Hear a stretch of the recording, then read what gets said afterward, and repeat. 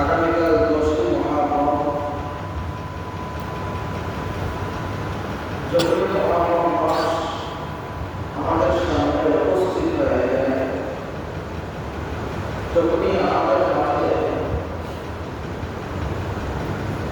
এক প্রকার এক শ্রেণীর মানুষের অন্তরে এক প্রকার ভালোবাসা, এক প্রকার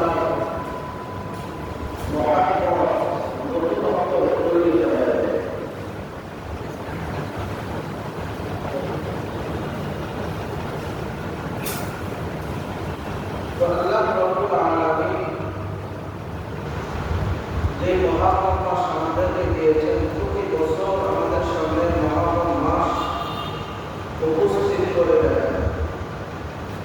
এটা এইরকম হয় যে এই মুহররম মাস আমাদের সামনে আসে, আমরা এটাকে সরাসরি আল্লাহর দরবারে নিয়ে যাই। মুহররম মানে কালবালা নয়, মুহররম মানে হযরত হুসাইন রাদিয়াল্লাহু তাআলা আনহু শাহাদাতের বর্ণান্তিক ঘটনা হয়। এই মুহররম আমরা পুরো গত বছরের আগে এবং আমরা আমাদের রাজনৈতিক জিন্দেগিতে বহুবার আলোচনা করব, বাৎসরিক কিছু আলোচনা আমরা শ্রবণ করে থাকি যে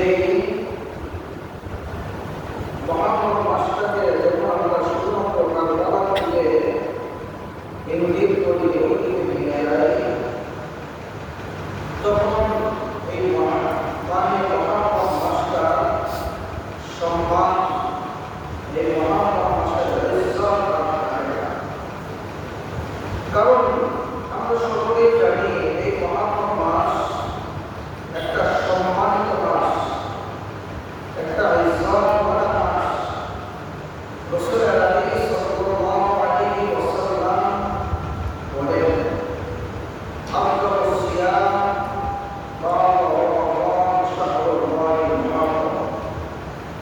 যতগুলো মাস গত জমায় পূর্বে করেছিলাম, এই মাসের মধ্যে পানি রমজান মাসের পরে আল্লাহ তাআলার কাছে সম্মানিত মাস হলো মুহররম মাস। সুবহানাল্লাহ।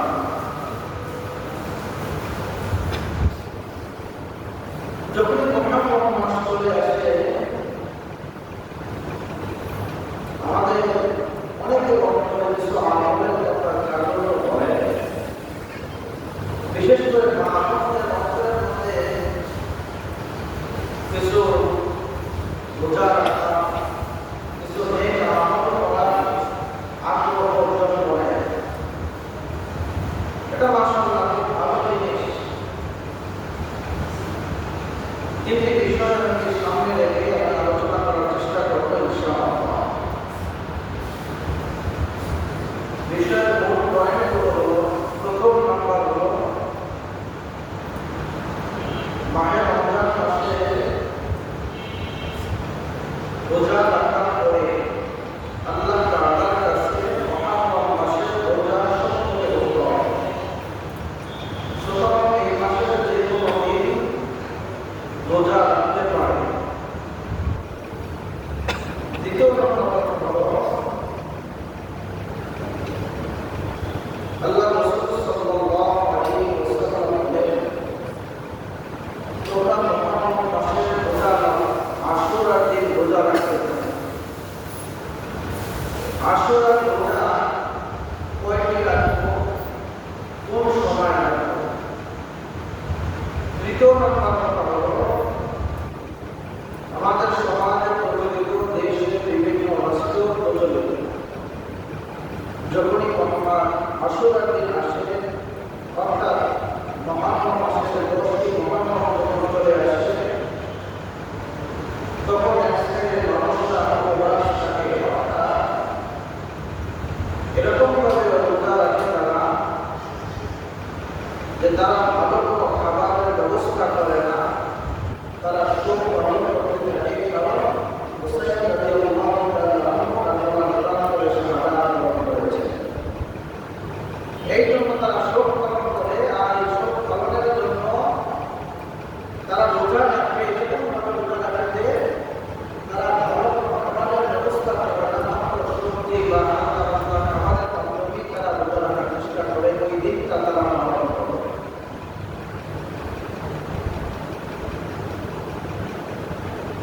এমন একটা বিষয় আমাদের জানার দরকার। এই একটা আমরা নিয়ে সামনে নিয়ে আলোচনা করবো আজকের বিষয়। আল্লাহ রাব্বুল আলামিন আমাদের জন্য বলেছেন, ইন্না আদাতাশ শুহুরি ইনদাল্লাহি ইসনা আশারা শাহরান ফী কিতাবিল্লাহ ইয়াওমা খালাকাস সামাওয়াতি ওয়াল আরদ মিনহা আরবা'তুন হুরুম যালিকা দ্বীনুল কাইয়্যিম। এই পর্যন্ত আলোচনা হয়েছে। এরপর আল্লাহ আলামিন আমাদের জন্য মুহররম মাস আসলে কি করব, কি আমল করব, কোরআনের ভাষায় আল্লাহ তাআলা আমাদেরকে বলেন, ফালা তাযলিমু ফীহিন্না আনফুসাকুম ফালা তাযলিমু ফীহিন্না আনফুসাকুম। আল্লাহ রাব্বুল আলামিন সর্বপ্রধান একটা আমল আমাদেরকে দিয়ে দেন। যখনই মুহররম মাস চলে আসে তখনই তোমরা বেশি বেশি আমল করো। ফালা তাযলিমু ফীহিন্না, তোমরা নিজের প্রতি জুলুম করো না, গুনাহের মাধ্যমে জুলুম করো না, অত্যাচার করো না। আনফুসাকুম, আল্লাহ রাব্বুল আলামিন বলেন, তোমরা একে অপরের প্রতি জুলুম করো না। আল্লাহ এই আয়াতের মধ্যে তোমরা নিজের প্রতি জুলুম করো না। নিজের প্রতি জুলুম কিরকম? এই আয়াতের ব্যাখ্যায় আল্লাহ রাব্বুল আলামিন সূরাতুশ শুআরা, সূরাতুল আরাফের 8 নম্বর আয়াতে আল্লাহ তাআলা বলেন, ফাদাল্লাহুমা বিগুরুর ফালাম্মা আশ-শাজারatu বাদাত লাহুমা সাওআতুহুমা ওয়া طفقا يخصفان عليهما من ورق الجنة। দুনিয়ার মুসলমান ইমানদার, এই মুহররম মাস যখন চলে আসে, 10ই মুহররম আমাদের সামনে উপস্থিত যখন হয়ে যায়, আমরা অসংখ্যভাবে আলোচনা করেছি। এই 10ই মুহররম একমাত্র কাতর নয়, এই 10ই মুহররম যখন চলে আসে, আল্লাহ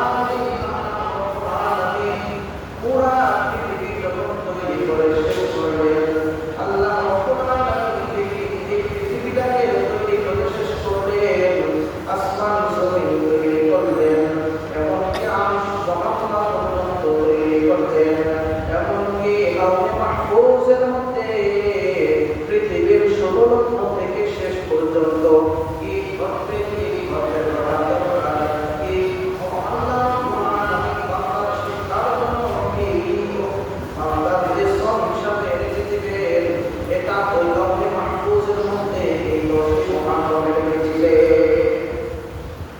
ও দুনিয়ার মুসলমান ইমানদার, আল্লাহ রাব্বুল আলামিন হযরত আদম আলাইহিস সালাতু ওয়াস সালামকে 10ই মুহররমের এই দিনে আল্লাহ তাআলা আদম আলাইহিস সালাতু ওয়াস সালামকে জান্নাতের মধ্যে প্রবেশ করাইলেন। শুধু তাই নয়, এই দিনে আল্লাহ রাব্বুল আলামিন হযরত আদম আলাইহিস সালাতু ওয়াস সালাম যখন, আমরা সকলেই জানি কত ফল খেয়েছিলেন, একটা অপরাধী ফল খেয়েছিলেন, জানি না? গতকালকে একজনের সাথে কথা বলছিল না সরাসরি, তিনি আমাকে প্রশ্ন করলেন, হুজুর আমরা যে দুনিয়া আসলাম, আমাদের বাবা অনেক বছর জান্নাতে দুনিয়া আসে, দুনিয়া আসা আমরা জান্নাতেই থাকতাম, জান্নাতে নিয়ামত ভোগ করতাম, তাহলে আমাদের দুনিয়ার মধ্যে আসলাম কেন? আপনারা কি বলেন? আদম আলাইহিস সালাম ভুল করছেন, যার কারণে আল্লাহ তাআলা আমাদেরকে দুনিয়ায় পাঠিয়েছেন, এটাই নাকি? কি বলেন? আদম আলাইহিস সালাম এখানে ভুল করেন নাই। এক হাদিস মোতাবেক রাসূল আকরাম সাল্লাল্লাহু আলাইহি ওয়াসাল্লাম আমাদেরকে জানিয়েছেন, যাতে করে আমরা আদম আলাইহিস সালামের উপর দোষ চাপিয়ে না দিই। আমরা সামনে দিকে কোন দোষ অপরাধ যেন চাপিয়ে না দেই, এই জন্য আদম আলাইহিস সালামের সাথে মুসা আলাইহিস সালাম পৃথিবী থেকে চলে গেলেন। এরপরে আদম আলাইহিস সালামের সাথে সাক্ষাৎ হলো।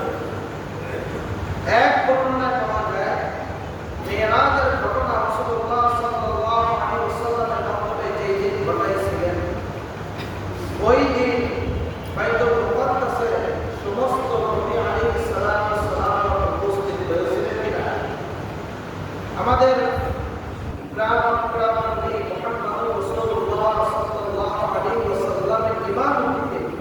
সমস্ত নবী আলাইহিস সালাম ওখানে ইক্তেদা করেছিলেন আমাদের নবীর পিছনে। ওখানে আদম আলাইহিস সালাম উপস্থিত ছিলেন, ওখানে মুসা আলাইহিস সালাম উপস্থিত ছিলেন। এক ঘটনায় পাওয়া যায়, ওখানে মুসা আলাইহিস সালাম আদম আলাইহিস সালামকে প্রশ্ন করলেন যে আব্বাজান, আপনি যদি বন্ধুত্বটা না খাইতেন তাহলে আমাদের পৃথিবীতে যাওয়ার দরকার ছিল না। আমরা আপনি সহ পুরা পরিবারটা জান্নাতে থাকতাম। আরেক ঘটনায় পাওয়া যায়, মুসা আলাইহিস সালামের ইন্তেকালের পরে জান্নাতের মধ্যে আদম আলাইহিস সালামকে মুসা আলাইহিস সালাম প্রশ্ন করলেন যে আব্বাজান, আপনি যে বন্ধুত্ব খাইলেন যার কারণে আমাদেরকে পৃথিবীতে যেতে হইল।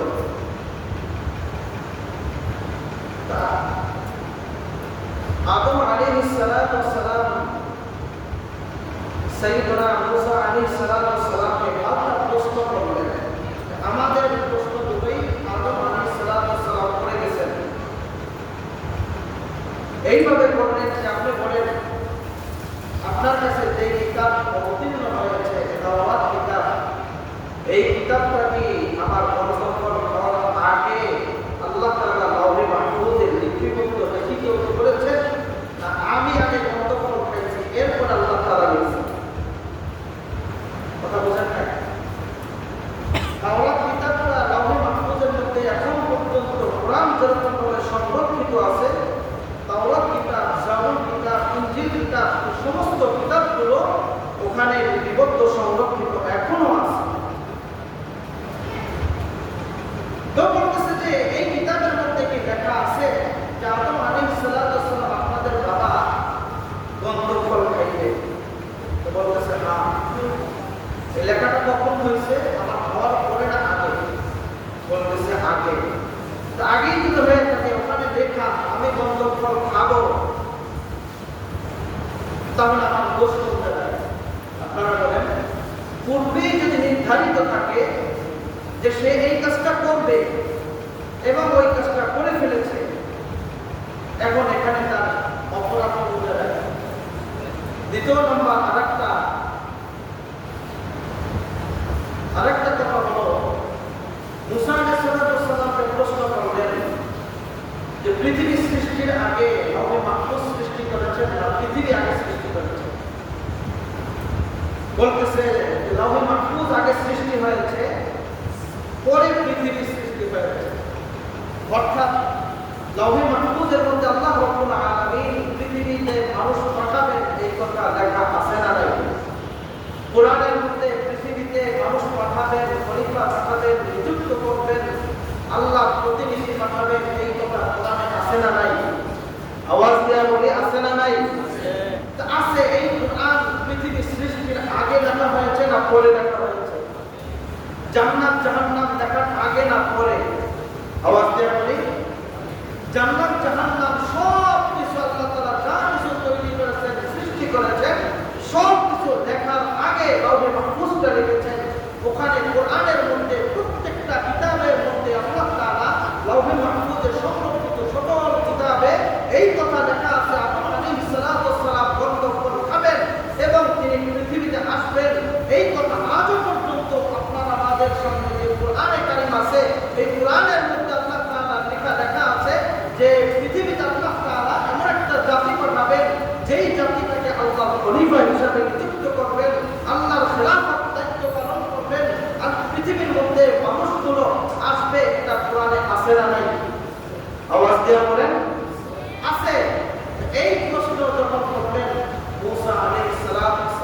10 আদম আলাইহিস সালামের প্রশ্নের সামনে ঘুরে এখন বলেন তাহলে কখন খাইল কেন? আল্লাহ তাআলা এখানে আমাদেরকে শিক্ষা দেওয়ার জন্য আল্লাহ তাআলা বলেছেন এই জান্নাতের মধ্যে সব কিছু খেতে পারবেন, সব কিছুর কাছে যেতে পারবেন, কিন্তু ওই একটা গাছ, এই গাছের কাছেও আপনি যাবেন না। কারণ আল্লাহ তাআলা আমাদের নাম রাখছেন কি? বলেন কি নাম রাখছেন? ইনসান। ইনসান না? ইনসান শব্দের অর্থ কি? ভুল করনেওয়ালা, অপরাধ করনেওয়ালা। এই জাতিটা অপরাধ করবে, পাপ করবে। এই জাতিটা আল্লাহ তাআলার সামনে আল্লাহর সাথে বেয়াদবি করবে, আবার আল্লাহর সাথে পাপ করবে। তার বেয়াদবি কাটায় নেবে, অপরাধগুলো কাটায় নেবে, গুনাহগুলো মুছিয়ে নেবে। এই জন্যই আল্লাহ তাআলা এই জাতির নাম রেখেছেন ইনসান। এখন দেখেন আল্লাহ রাব্বুল আলামিন যেই মাত্র আদম আলাইহিস সালাম এবং আম্মাজান হাওয়া আলাইহিস সালামকে বললেন ওই গাছের কাছে যাবেন না, ওই গাছের ফল খেতে পারবেন না, ওই গাছের কাছে যাওয়া আপনার জন্য শোভনীয় নয়। শয়তান এখানে বারবার তাকে আম্মাজান হাওয়া আলাইহিস সালামকে বারবার প্রবঞ্চনা দিতে লাগলেন। ও বিভিন্নভাবে প্রবঞ্চনা দিতে লাগলেন। আর দিয়ে বলতেছেন যে এই ফল যদি তুমি খাও তাহলে জান্নাতের মধ্যে অনন্তকাল থাকতে পারবে। আপনারা বলেন জান্নাতে কি অনন্তকাল থাকার জন্য রেখেছিলেন না পৃথিবীতে পাঠানোর জন্য রেখেছিলেন? আওয়াজ দেওয়া বলি, পৃথিবীতে পাঠানোর জন্য রেখেছিলেন, ওখানে থাকার জন্য নয়। কারণ আল্লাহ তাআলা আমাদেরকে একটা প্রশ্ন করেছিলেন, আলাস্তু বিরব্বিকুম? আমরা সবাই একদিন বলেছিলাম স্তর বেঁধে সকলেই বলেছিলাম হ্যাঁ আপনি আমাদের বলেন। এই স্তর ঠিক করার জন্য, স্তরটাকে ঠিক রাখার জন্য, সম্মানের ইজ্জতের স্কেল ঠিক রাখার জন্য আল্লাহ তাআলা পৃথিবীতে পাঠিয়েছেন। এখন আসার পরে আদম আলাইহিস সালাম জান্নাতের মধ্যে যখন থাকলেন, ঘোরাঘুরি করতে লাগলেন, শয়তান প্রবঞ্চনা দিতে লাগলো। তাদের উভয়কে প্রবঞ্চনা দিলেন, ধোঁকা দিলেন। আপনাকে আমাকে ধোঁকা দেয় না? ধোঁকা দেয় আমাদেরকে? কি বলেন ধোঁকা দেয়? সেটা কি ধোঁকা দেয়? নামাজ পড়া লাগবে না, শুক্রবার পড়ছো আর আগামী শুক্রবার পড়লেই যথেষ্ট। পুরা এক সপ্তাহ যেমন আমরা অনেক আলোচনা শুনছি, যদি গত জুমায় কোনো মানুষ জুমার নামাজে আসে আর এই জুমায় যদি জুমার নামাজে উপস্থিত হয় তাহলে এই মধ্যবর্তী যে সময়টা অন্যায় করে আমাকে মাফ করে দেয়। এই আলোচনা শুনছিলাম আমরা, জানি অনেকে। এই জন্য হয়তো না এই মুহূর্তে যে দলটা চিন্তা করে যে গত জুমার নামাজটা করছি আবার আগামী জুমায় পড়তে চলবে। কিন্তু আল্লাহ রাব্বুল আলামিন বলেন ফালা তাযলিমু বিল্লা আনফুসাকুম। যখন মুহররম মাস চলে আসে এই মাসে তোমরা নিজেদের প্রতি গুনাহ করে, অপরাধ করে তোমরা জুলুম করো না। যদি তোমরা জুলুম করো তাহলে অন্য মাসে যেরকমের অপরাধের যে শাস্তি, এই মাসটা যেমন আল্লাহ তাআলার কাছে সবথেকে সম্মানিত, মাহে রমজানের পরে এই মাস যেভাবে সম্মানিত ইজ্জতওয়ালা, এই মাসে অপরাধ করলে তাকে শাস্তিও সেই পরিমাণ দেওয়া হবে। অপরাধ যেমন, শাস্তিও তেমন। বলতে পারেন নামাজ না পড়লে যে পরিমাণ গুনাহ হবে, এই মাসে নামাজ না পড়লে তার থেকে কয়েক গুণ বেশি গুনাহ হবে। অন্যান্য মাসে মিথ্যা কথা বললে যেই গুনাহ হবে, এই মাসে মিথ্যা কথা বললে, চগলখুরি করলে, জেনা বিচার করলে, চুরি করলে, ডাকাতি করলে, ছিনতাই করলে, রাজধানী করলে, ওজনে কম দিলে, মানুষকে খাদ্যে ভেজাল দিয়ে ঠকাইলে, নিব বেশি দিব কম, এরকমের ব্যবসায়ী পৃথিবীতে আছে না নাই? কেনার সময় সঠিকভাবে কিনবো, বেচার সময় সঠিকভাবে হবে না, তখন দিব নিজের মন মতো। গতকালকে তার ওই যে ব্যক্তির সাথে আলোচনা হলো, সে বলল আমাদের সমাজের একটা উদাহরণস্বরূপ বলছিল যে যারা দুধ বিক্রি করে যেই কৌটার মধ্যে দুধ দেয় সে কিনে ওই কৌটা দিয়ে সে দুধ বিক্রি করে না। দুধ বিক্রির সময় অন্য কৌটা ব্যবহার করে, কারণ যেই কৌটা দিয়ে দুধ সে ক্রয় করে বাজারে, ওই কৌটা একরের একটা কৌটা থাকে, একরের একটা ডিব্বা থাকে, ওই ডিব্বা দিয়ে সে দুধ ক্রয় করে এবং বিক্রির সময় ওই ডিব্বা দিয়ে আর দুধ বিক্রি করে না, অন্য কৌটা দিয়ে অন্য ডিব্বা দিয়ে দুধ বিক্রি করে। এরকম দেখছেন নাকি? আর যদি বলে ওইটা দিয়ে দাও, বলে না ওটা দিয়ে দেওয়া হবে না, তুমি দিলে দাও, না হবে না। ঠিক এরকম ভাবে যারা ওজনে কম দেয়, মানুষকে ঠকায়, আল্লাহ তাআলা বলেন ওয়ালা তাযলিমু ফীহিন্না আনফুসাকুম, যদি তোমরা এই মাসে এরকম কোনো অপরাধ করো, অন্য মাসে যেমন শাস্তি হবে, ধরেন এক মাসের যদি শাস্তি হয়, এই মাসে অপরাধ করার কারণে ওই মানুষটার জন্য এক মাস সম পরিমাণ শাস্তি নয়, এটাকে 3 গুণ বাড়িয়ে দেওয়া হবে। কয় গুণ বাড়িয়ে দেওয়া হবে? আওয়াজ দিয়ে বলি, কয় গুণ? যারা নামাজ পড়ি না এদের জন্য শাস্তি কয় গুণ? আর কথা বলবে এখন কথা কথা তো ধরা খাওয়া, সুতরাং এখন চুপ। আপনারা কথা বলেন চাই না, বলেন রাসূল বলেন এদের শাস্তি হবে 3 গুণ।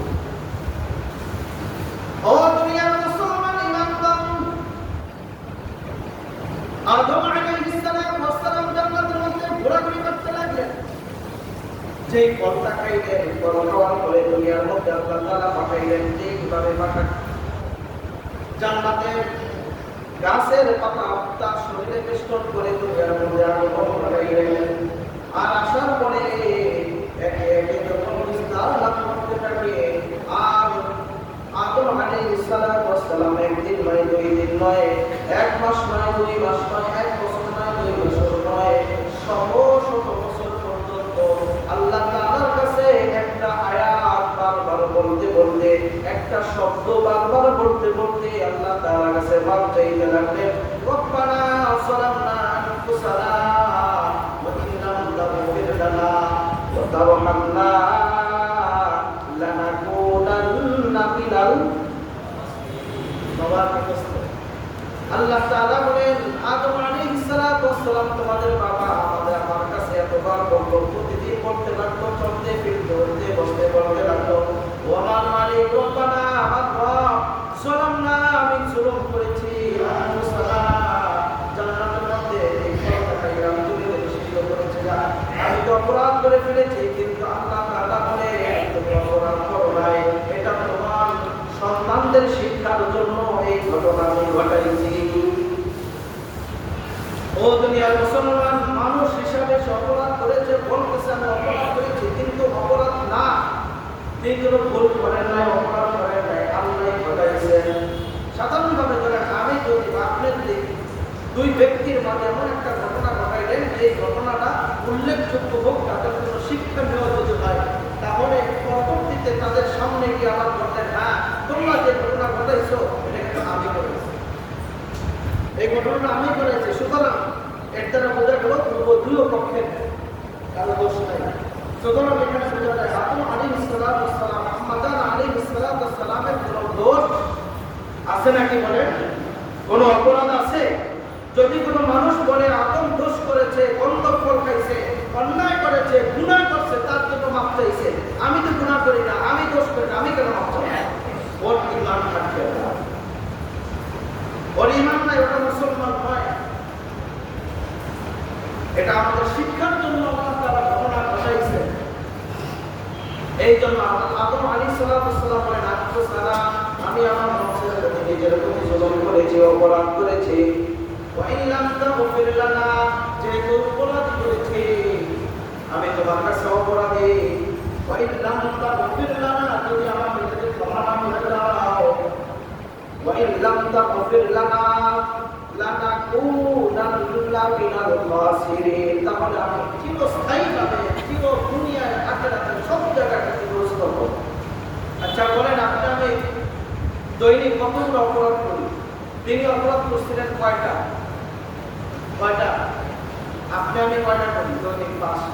সর্ব প্রকাশ্যভাবে 5টা অপরাধ করি। কয়টা অপরাধ? 5 ওয়াক্ত নামাজ আমরা পড়ি না, করি? আওয়াজ দিয়ে বলেন করি। আমাদের মনে হয় অপরাধ না, এটা এটা আমাদের জন্য ন্যায্য। কি বলেন? নামাজ পড়ি না, মসজিদে বসি না, জামাতে অংশগ্রহণ করি না, বাসায়ও করি না, এটা আমাদের জন্য ন্যায়। কি বলেন? কথা ঠিক কিনা? হ্যাঁ, ঠিক না? যেহেতু আমরা নামাজ পড়ি না, এটা কিন্তু আমাদের অপরাধ, এটা আমাদের জন্য গুনাহ, এটা আমাদের জন্য আল্লাহ তাআলার সামনে আমাদের জন্য প্রত্যেকটা মানুষের হিসাব দিতে হবে। হাসরের ময়দানে 5টা প্রশ্ন করবেন।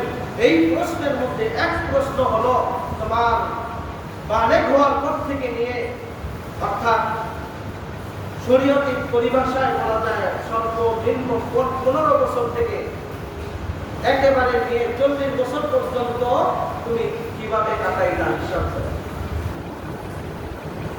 এই যখন প্রশ্ন করবে আপনি আমি কোথায় যাবো, কোথায় বাহাদুরি, কোথায় আমার ক্ষমতা। ও দুনিয়ার মুসলমান ইমানদার, এরপরে আল্লাহ রাব্বুল আলামিন আপনাকে আমাকে দুনিয়ার মধ্যে পাঠাইলেন।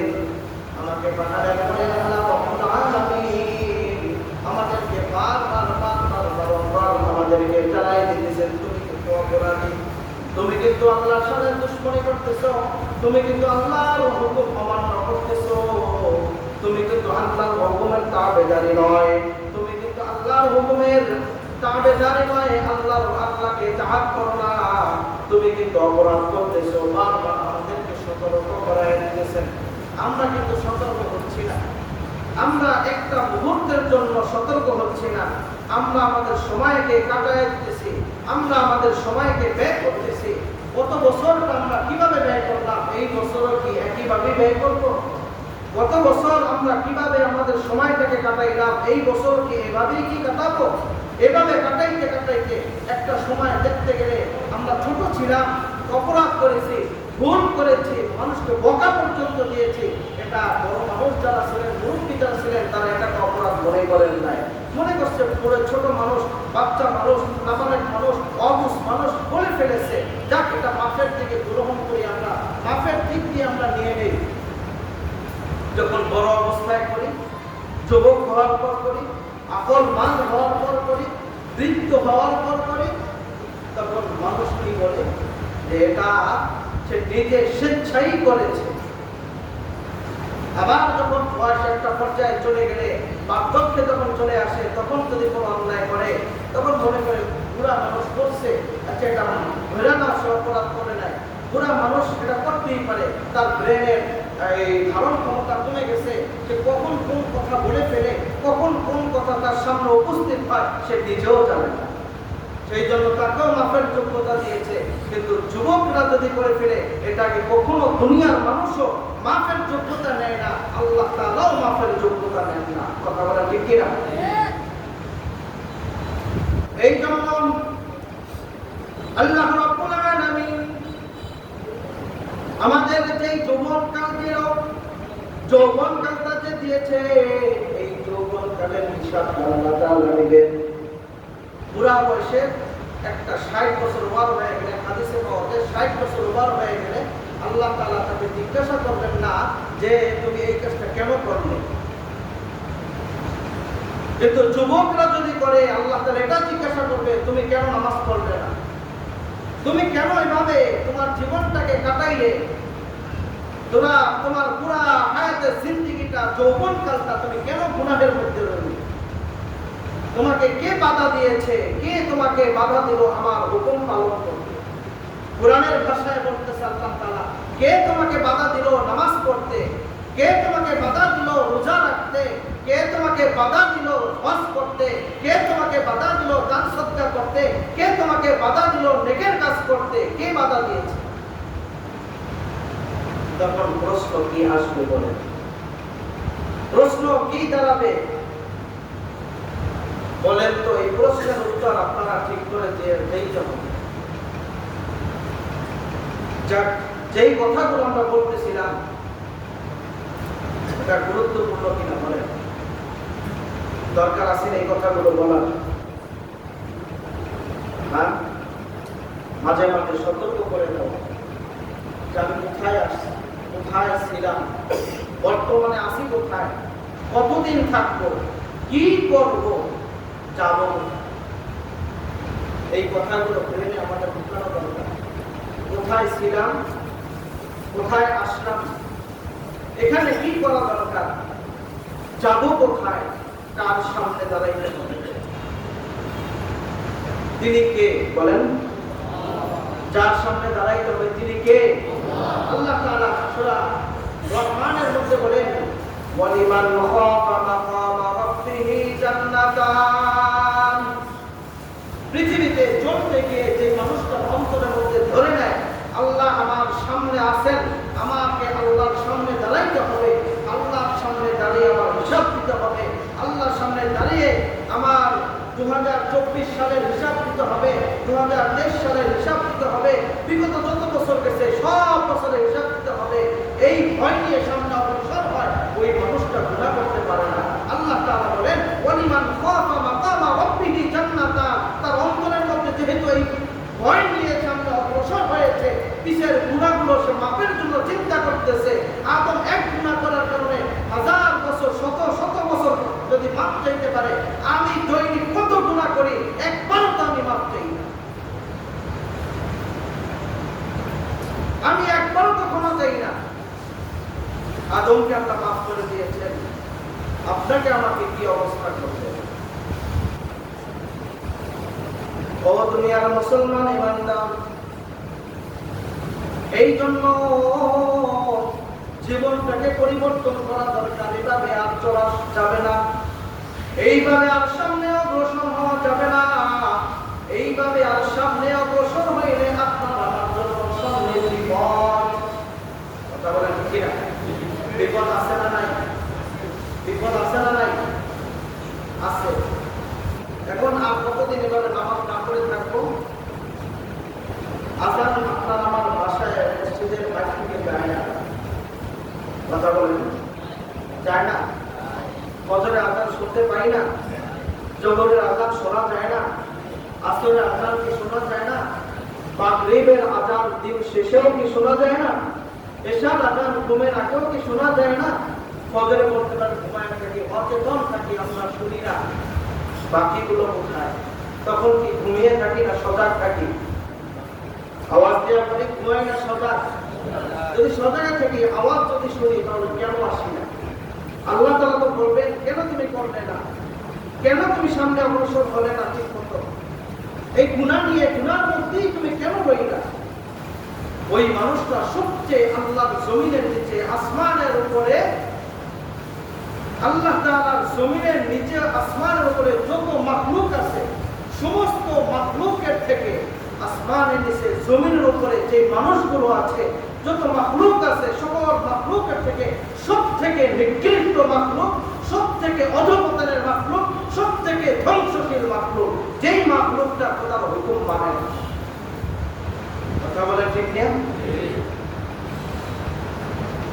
এখন এই মাহে আমরা মুহররম মাস চলে আসছে, মুহররম মাসে আমরা রোজা রাখার জন্য উদ্বুদ্ধ অনেক।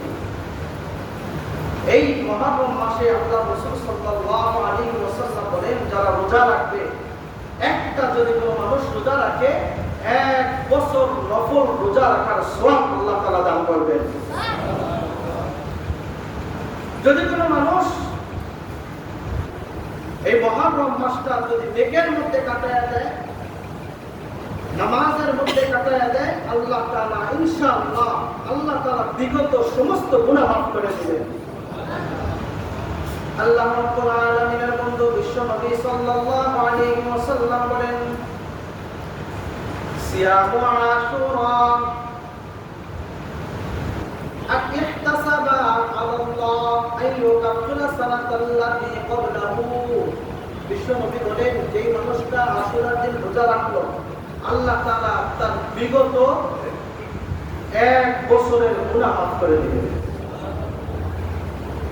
অন্য হাদিসের মধ্যে আল্লাহ রাসূল সাল্লাল্লাহু আলাইহি ওয়াসাল্লাম আমাদেরকে বলেন, আমাদের জন্য বলেন, সুমু আশুরা, তোমরা রোজা রাখো আশুরার দিন। আশুরার দিন কোন দিন? কোন দিন? আজকে 8 তারিখ, 9, 10, তাহলে কোন দিন পরে? হ্যাঁ, রবিবার, আগামী রবিবার, কালকের পরের দিন আশুরার দিন, কালকের পরের দিন আশুরার দিন আল্লাহ রাসূল বলেন এই কালকের পরের দিন রবিবার যারা একটা রোজা রাখবে আল্লাহ তাআলা তার বিগত 1 বছরের গুনাহ মাফ করে দিবেন। এখন রোজা কি একটাই রাখবো না কয়টা রাখবো? আশুরা উপলক্ষে আল্লাহ রাসূল বলেন ওয়াখালিফু ফীহি ইয়াহুদা, তোমরা ইহুদি যারা আছে ইহুদি জাতিদের বিরোধিতা করো। তারা এই সময় এই দিন একটাই রোজা রাখে। ইহুদিরা মুসলমানদের শত্রু না বন্ধু? আওয়াজ দেওয়া বলি। বর্তমান পুরা পৃথিবী মুসলমানদের উপর মুসলমানই জুলুম চালায় না ইহুদিরাও চালায়? ইহুদিরা বেশি না মুসলমানরা বেশি? ইহুদিরাই বেশি চালাইতেছে। ইহুদিরাই বিভিন্ন রাষ্ট্র মুসলিম রাষ্ট্রগুলো দখল করতেছে। ইহুদিরাই সমস্ত দেশ পুরা পৃথিবী গ্রাস করে নিতে চাইতেছে। এখন আমরা তাদের অনুসরণ করব? আওয়াজ দিয়ে বলি, তাদের অনুসরণ করা যাবে? আল্লাহ রাসূল এই জন্য হাদিসের মধ্যে বলেন ওয়াখালিফু ফীহিল ইয়াহুদা, তোমরা ইহুদিদের বিরোধিতা করো। কিভাবে বিরোধিতা করবা? আশুরার দিন এইভাবে তুমি বিরোধিতা করতে পারো, তারা যেহেতু একটা রাখে আমি রাখবো দুইটা। আল্লাহ রাসূল এটাই আমাদেরকে শিক্ষা দিয়েছেন। যখন মদিনায় হিজরত করে গেছেন তখন বলছেন মদিনার ইহুদিরা যেহেতু রোজা রাখে, কেন রাখে আগামী জুমায় বলবেন ইনশাআল্লাহ। তো কেন রাখে? একটাই রাখে। আল্লাহ রাসূল বলেন মুসা আলাইহিস সালাম আমার ভাই। তো ভাইয়ের সম্পর্ক বেশি না তো অন্যের সম্পর্ক বেশি হয়? ভাইয়ের সম্পর্ক বেশি। তো বলতেছে মুসা যেহেতু আমার ভাই, মুসার কারণে তোমরা রোজা রাখতেছো, তো আমরাও তার জন্য রোজা রাখবো। তবে তোমাদের সাথে মিল রেখে না, বিরোধিতা করে। কয়টা রোজা? এখন যদি কেউ রোজা রাখতে চাই তো আগামীকালকে একটা, পরের দিন একটা, দুইটা রাখবো। আর এইটা রাখো উত্তম প্রথম 9 তারিখ এবং 10 তারিখে, অর্থাৎ আগামীকালকে শনিবার এবং রবিবার যারা রোজা রাখবে তারা দুইটাই রাখবে। আর যদি শনিবার রাখতে না পারেন, কোনো কারণে উঠতে পারেন না, কোনো কারণে ছুটে গেছে, তাদের জন্য হলো আপনি রবিবার রাখবেন এবং সোমবার রাখবেন। রবিবার আর সোমবার, অর্থাৎ শনি রবি সোম এই 3 দিনের যে কোনো 2 দিন রোজা রাখতে, 2টা রোজা রাখতে হবে। আল্লাহ রাসূল আমাদেরকে যে নির্দেশ দিয়েছে এই নির্দেশ অনুযায়ী আমরা আমল করতে পারি, এই তৌফিক দান করুন, আমিন। আর এই সমাজে এবং এই সমাজ যেহেতু নাই, ঢাকার উপরে যত বেদান্তি কারবারি চলে, তাবিয়াতি মিছিল চলে, চলবে,